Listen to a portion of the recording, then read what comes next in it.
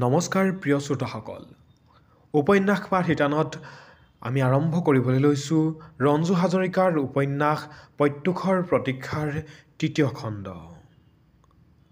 হু হু শব্দেৰে প্ৰচণ্ড গতিৰে ধুমুহা আহিল অলপ সময়ৰ ভিতৰতে সমুদ্ৰও ফুলি উঠিল চতুৰ্দিশ অন্ধকাৰ জাহাজৰ ডেকৰ ওপৰত বৃহৎ বৃহৎ ঢৌ আছাৰ খাই পৰিবলৈ ধৰিলে ধুমুহাৰ গতি আৰু সমুদ্ৰৰ ঢৌৰ উচ্চতা ক্ৰমশ বাঢ়িবলৈ ধৰিলে যাত্ৰীবোৰৰ মাজত এক ভয়ংকৰ আতংকৰ সৃষ্টি হ'ল ধুমুহাৰ বেগত জাহাজ ক্ৰুদ্ধ মহৰ দৰে কেনি আগবাঢ়িছে কোনে জানে যিকোনো মুহূৰ্ততে জাহাজ সাগৰৰ অতল গৰ্ভলৈ ঢাপলি মেলিব পাৰে নহলে সাগৰৰ বুকুত লুকাই থকা পাহাৰত খুন্দা মাৰি যিকোনো মুহূৰ্ততে দুখৰ হৈ যাব পাৰে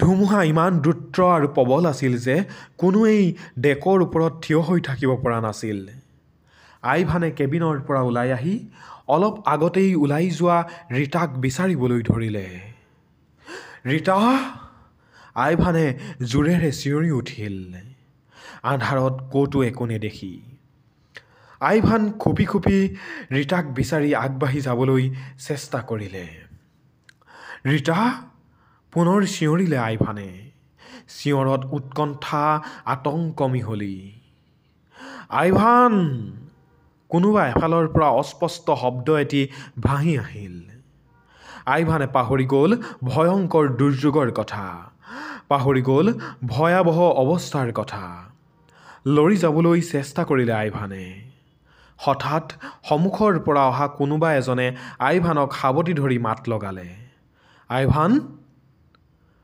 ৰীতা আইভানে উৎকণ্ঠাৰে সুধিলে নহয় মই নীনা ৰীতা ক'ত ৰীতাক পোৱা নাই ক'ত গ'ল তাই নীনাই ওলোটাই প্ৰশ্ন কৰিলে আহাচোন আইভানে নীনাক হাতত ধৰি আগুৱাই যাবলৈ চেষ্টা কৰিলে নীনাও আইভানৰ লগে লগে গ'ল ৰীতা আইভানে পুনৰ চিঞৰিলে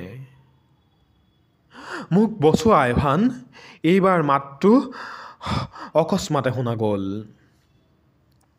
প্ৰচণ্ড ধুমুহাকো আওকাণ কৰি আইভান আৰু নীনা ডেকৰ ওপৰেদি দৌৰি যাবলৈ চেষ্টা কৰোঁতে দুয়ো বাগৰি পৰিল সমুদ্ৰৰ ঢৌ আছাৰ খাই আহি দুয়োকে ধুৱাই থৈ গ'ল কচ্মপি দুয়ো ঢৌৰ লগত উটি নগ'ল পোনতে নীনা পৰাৰ পৰা উঠি আইভানকো টানি উঠালে তাৰ পিছত দুয়ো আৰু সেই ঠাইৰ পৰা আগুৱাব নোৱাৰিলে প্ৰচণ্ড ধুমুহাৰ লগত সংগ্ৰামত পৰাজিত হ'ল আইভান দুয়োকে এনেদৰে ডেকত থিয় হৈ ধুমুহাৰ সৈতে মৰণপণ সংগ্ৰাম কৰি থকা দেখি কোনোবা এজনে টানি নি কেবিন এটাত সুমুৱাই দিলে ধীৰে ধীৰে ধুমুহা কমি আহিল সমুদ্ৰও শান্ত হ'ল একোৱেই যেন হোৱা নাই জাহাজ বিধ্বস্ত হ'লেও বাচি গ'ল নুডুবিল আইভান কেবিনটোৰ পৰা বাহিৰ ওলাল লগে লগে নীনা ভীষণ অন্ধকাৰ বাহিৰত জাহাজৰ সকলোবোৰেই বিপৰ্যস্ত ভীষণ অন্ধকাৰ চাৰিওফালে নীনাই আহি আইভানৰ হাত এখনত খামুচি ধৰিলে ব'লা এবাৰ ৰীতাক বিচাৰি আহোঁ নীনাই ক'লে দুয়ো পোনতে ৰীতা থকা কেবিনটোৰ ফালে গ'ল ৰীতাৰ একো হোৱা নাইতো আইভানৰ কণ্ঠস্বৰত আড়ষ্টতা দুখ লাগিল নীনাৰ আইভানে সঁচাকৈয়ে ৰীতাক ভাল পায় সিহঁতেই সুখী হওক ৰীতাক আইভানে জীৱনসংগী কৰি লওক নীনা সুখী হ'ব অলপ আগত নীনাই মিছাতে ৰীতাক হত্যা কৰাৰ পৰিকল্পনা কৰিছিল চিহ ইমান জঘন্য চিন্তা নীনাই কিয় কৰিছিল বাৰু হে ভগৱান ৰীতাৰ যেন কোনো বিপদ নহয় ৰীতা যেন নিৰ্বিঘ্নে থাকে নীনাই ঘনে ঘনে ঈশ্বৰক প্ৰাৰ্থনা জনালে ৰীতাৰ কেবিনৰ ভিতৰত ৰীতা নাই আইভান খন্তেকৰ বাবে কিংকৰ্তব্য বিমুখ হ'ল জাহাজৰ নাবিক যাত্ৰী সকলোৱে উদ্ভ্ৰান্ত যেনি তেনি চিঞৰি বাখৰি দৌৰা দৌৰি কৰিছে প্ৰত্যেকেই কাৰোবাৰ বন্ধু কাৰোবাৰ ভাতৃ, কাৰোবাৰ স্বামী, কাৰোবাৰ পত্নী বা সন্তান কোন ক'ত আছে কাকো কোনোৱে বিচাৰি পোৱা নাই।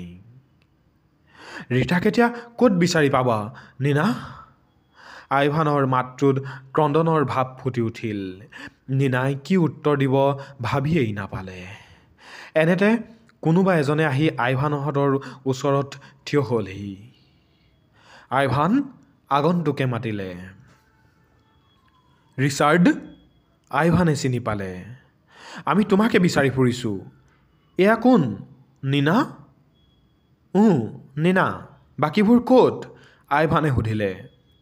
সকলো তোমাৰ কোঠাত গৈ গোট খাইছে, ৰিচাৰ্ডে ক'লে। ৰীতাও আছে? আইভানে আগ্ৰহেৰে সুধিলে। ৰীতা? ৰীতা নাই। ৰিচাৰ্ড যেন আচৰিত হ'ল। আইভান লৰালৰিকৈ গৈ নিজৰ কেবিনত সোমাল। আইভান?